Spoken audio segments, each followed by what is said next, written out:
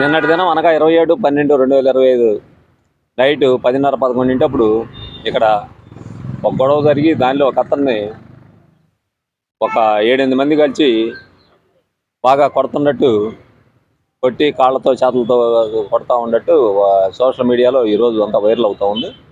దీనికి సంబంధించి ఈ 2001 సంవత్సరంలో పార్వతి అనే అమ్మాయికి సుమన్ అనే అతనితో వివాహం అయింది.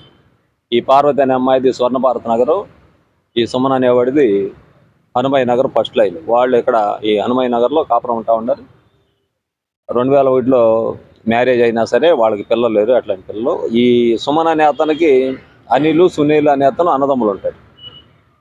వాళ్ళు కూడా వీళ్ళ కాపురంలో అప్పుడప్పుడు ఇన్వాల్వ్ కావటం చేస్తూ ఉంటారు. ఈ అనిల్ అనే అతను కాంగో దేశంలో ఏదో స్టోర్ కీపర్గా పనిచేస్తూ ఉంటాడు. ఈ సునీల్ అనే అతను ఇక్కడ గుజ్జనగొండ దగ్గర పూలు అమ్ముకుంటూ ఉంటాడు.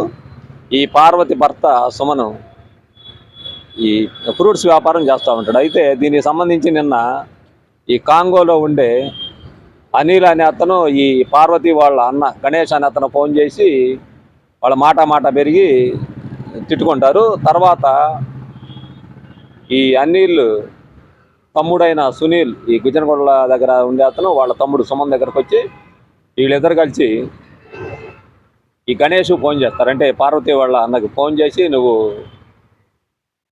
మగాడు అయితే ఇక్కడ రా, ఇక్కడ చూసుకుందాం అది ఇదని బెదిరిస్తారు. బెదిరించిన దాని మీద గణేష్ అనేవాడు వాళ్ళ ఇంట్లో వాళ్ళు ఒక 4-5 వాళ్ళ ఫ్రెండ్స్ మొత్తం ఒక 7-8 మంది కలిసి ఇక్కడికి వస్తారు. ఇక్కడికి వచ్చి గొడవ జరిగి ఈ పార్వతి భర్త అయిన సుమన్ ఇష్టం వచ్చినట్టు కాళ్ళ చేతులతో కొట్టి రోడ్డు మీద బీభత్సం సృష్టిస్తారు. అది భార్యాభర్తలకు సంబంధించిన చిన్న విషయం. ఇదేమి గ్రూప్ తగాదాలు కాదు, పొలిటికల్ రైవలరీ కాదు.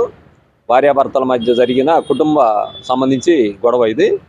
దీని మీద ఈరోజు ఈ సుమన్ అనే అతను వాళ్ళు ఇచ్చిన రిపోర్ట్ మీద కేసు నమోదు చేయడం జరిగింది. దీనిలో ఎవరున్నా సరే, ఎంతటి వాళ్ళు అయినా సరే వాళ్ళ మీద స్ట్రింజెంట్ అంటే కఠిన చర్యలు తీసుకోబడతాయి. అదేవిధంగా ఈ మధ్య ఎస్పీ గారు కొత్తగా వచ్చిన ఎస్పీ గారు జిందాల్ సార్ వచ్చిన తర్వాత నైట్ 11 తర్వాత ఎవరైనా రోడ్ల మీద కనపడితే అంటే వాళ్ళు సరైన కారణం హాస్పిటల్కి వెళ్ళేవాళ్ళు కానీ బస్ స్టాండ్లకి రైల్వే స్టేషన్లకు వెళ్ళే వాళ్ళని తప్పితే వేరే వాళ్ళు అన్నెసరీగా పని బాట లేకుండా రోడ్ల మీద తిరిగే వాళ్ళని టౌన్ న్యూసెన్స్ యాక్ట్ కింద కేసులు పెట్టడం జరుగుతుంది. దీని మీద చాలా వరకు టౌన్లో శాంతి భద్రతలు అదుపులోకి రావడం జరిగింది.